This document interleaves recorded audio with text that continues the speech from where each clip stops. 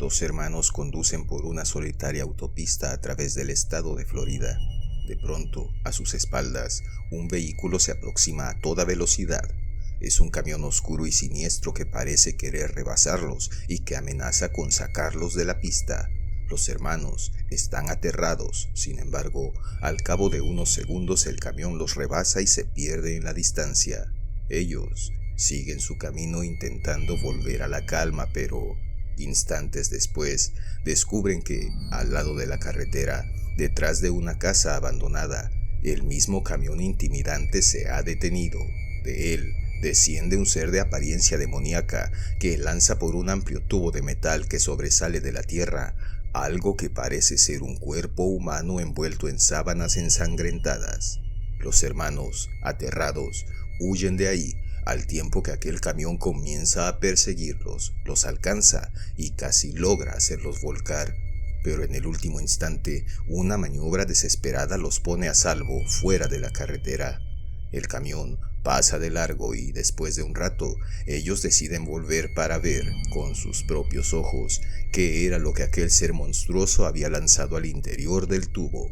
Lo que descubrieron ahí resultaría ser verdaderamente diabólico y los llevaría más allá del horror de sus más delirantes pesadillas.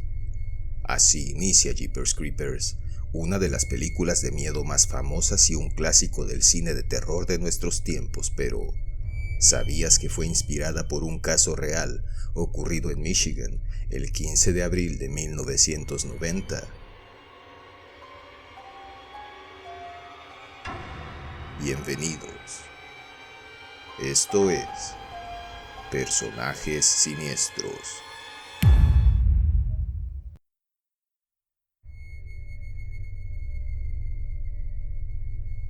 Linda Blizzard supo desde el principio que había algo raro con Hank Quinn, su reciente pareja. Nunca lo había visto recibir cartas ni una llamada telefónica y aseguraba tener un empleo, pero tampoco nunca lo había visto trabajar. Hank hablaba muy poco de su pasado, llevaba con él una gran cantidad de efectivo, no tenía licencia para conducir y su auto era una furgoneta con placas robadas en Texas.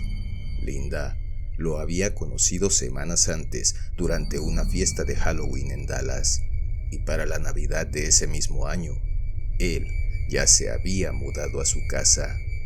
En el lugar, todo parecía ir sin contratiempos, pero aquel misterio alrededor de su novio la intrigaba. Por eso contrató un investigador privado que se puso a escarbar en el pasado de Hank y que al cabo determinó que no había encontrado ahí nada de importancia. Pasaban así los días y todo parecía transcurrir con normalidad hasta el fin del mes de marzo de 1991.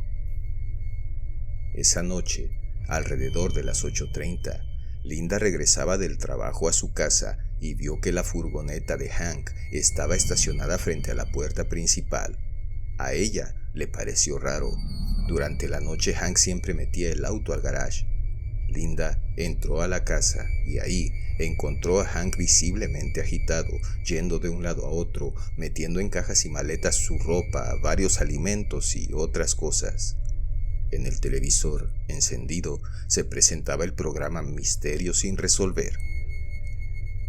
Extrañada, Linda preguntó a Hank qué era lo que sucedía, y él le explicó apresuradamente que su madre había caído enferma de gravedad y que tenía que ir de urgencia a su casa.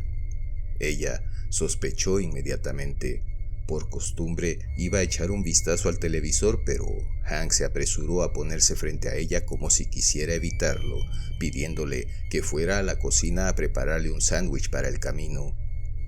Linda fue a preparar el sándwich mientras Hank cargaba hasta llenarla su furgoneta con todo el equipaje y, momentos después, se despedía de Linda para perderse en la distancia. Él dijo que volvería en unas semanas. Ella sabía que no lo volvería a ver. Rato después de la partida de Hank, el teléfono de la casa comenzó a sonar. Linda respondió. Era Barbara Harris, su amiga, y lo que le dijo sacudiría su vida hasta sus mismos cimientos. Michigan, 1990. Dennis Depew tenía 46 años, Marilyn 48. Llevaban 18 de casados, tenían 3 hijos y un matrimonio a punto de caerse en pedazos. Marilyn se quejaba constantemente con sus amigos por lo infeliz que era al lado de Dennis, al que acusaba de violento y controlador. Dennis intentó conservar su matrimonio, pero al fin se divorciaron y sus 3 hijos quedaron al cuidado de Marilyn. A Dennis se le permitía ver a sus hijos cada 2 semanas. Poco después de su divorcio, él convenció a Marilyn de que lo dejara mudarse a su pequeña casa de huéspedes junto a la casa principal. Marilyn lamentaría esta decisión porque al poco tiempo Dennis comenzaba a entrar a la hora que se le antojara a la casa principal, dando indicaciones de cómo debía hacerse cada cosa. Volvieron otra vez las discusiones a gritos y era claro que Dennis ya no era bien recibido por su ex esposa ni por sus hijos. El 15 de abril llamó al timbre de la casa. Iba a recoger a sus hijos. Ese día, según lo acordado en el divorcio, tenía derecho a hacerlo, pero sus hijos se negaron a ir con él y en la casa comenzó una fuerte discusión. Pero cuando Marilyn se sumó al conflicto, Dennis la acusó de haber estado poniendo a sus hijos en su contra y las cosas se tornaron violentas. Dennis arrojó a Marilyn escaleras abajo al sótano frente a sus hijos aterrados y ella rodó hasta el fondo y solo se quedó ahí, inmóvil. Su hija mayor corrió a la casa de sus vecinos para llamar a la policía mientras Dennis arrastraba de vuelta a Marilyn escaleras arriba, asegurándole a sus otros 2 hijos que no había nada de qué preocuparse, que él llevaría en ese momento a su madre al hospital y entonces todo iba a estar bien. Luego subió a Marilyn inconsciente a su furgoneta y pisó el acelerador a fondo, alejándose de la casa. Ray y Marie Thornton pasaban una tarde solo para ellos, lejos de sus hijos, y conducían por la carretera cerca de Coldwater, cuando una vagoneta los rebasó a gran velocidad. La pareja, jugando, memorizó los 2 primeros caracteres de la matrícula de aquel auto que se alejó en la distancia. Rato después, cuando ya casi se habían olvidado del incidente y mientras pasaban junto a una escuela rural abandonada, notaron que la misma furgoneta se había detenido detrás de aquel edificio, que de ella había bajado un hombre, que el hombre llevaba en las manos lo que parecía ser una sábana blanca manchada de sangre y parecía que intentaba ocultarla en un agujero en el suelo de tierra. Ray y Marie quedaron intrigados por lo que habían visto, pero siguieron su camino. Sin embargo, momentos después descubrieron, alarmados, que aquella vagoneta los venía siguiendo a toda velocidad y a poco les dio alcance. Los esposos aceleraron, pero la furgoneta parecía venirlos persiguiendo. Intentaron huir así por varios minutos sin éxito hasta que decidieron doblar intempestivamente en un camino de tierra.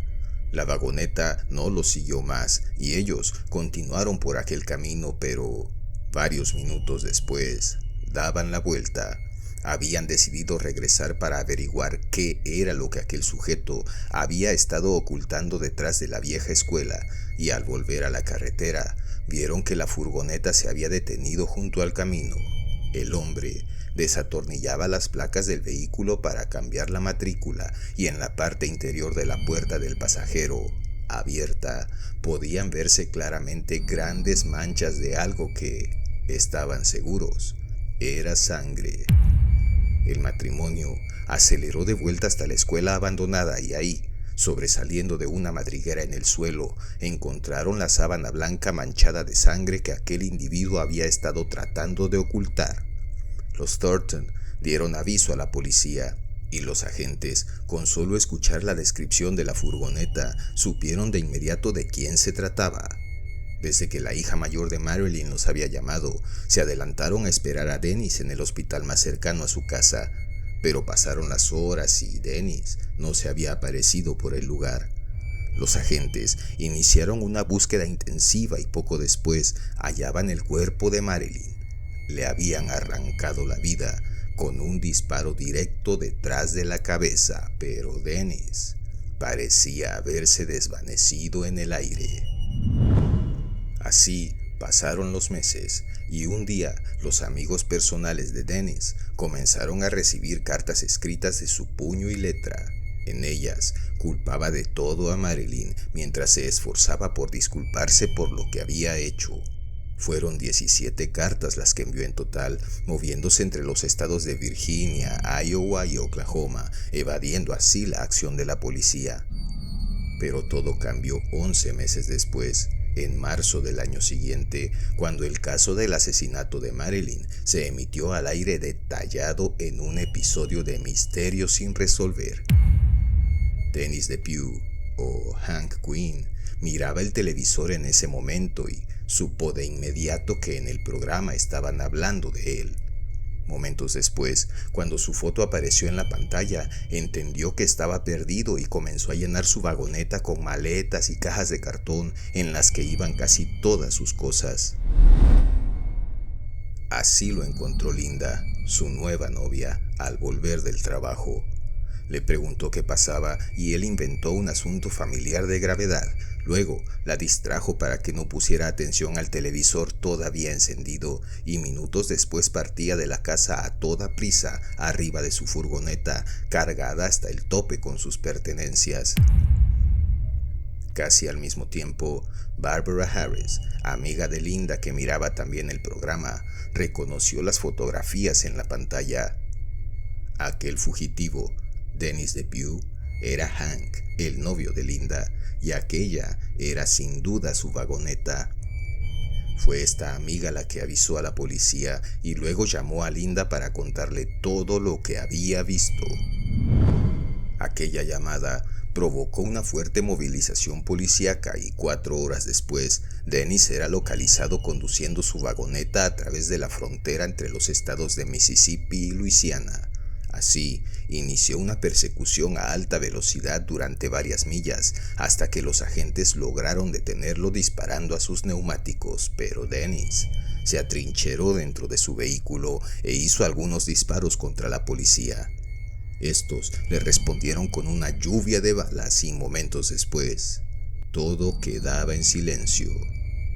Los agentes comenzaron a acercarse poco a poco a la furgoneta, ordenando a Dennis salir de inmediato con las manos en alto, pero sin obtener respuesta. Al fin, cuando estuvieron tan cerca como para poder ver el interior, descubrieron a Dennis sin vida.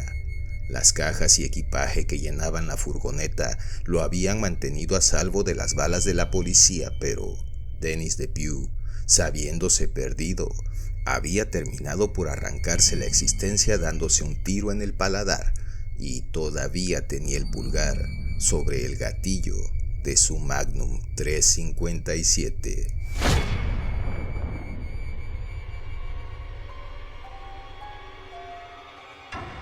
Gracias por acompañarnos. Esto fue Personajes Siniestros.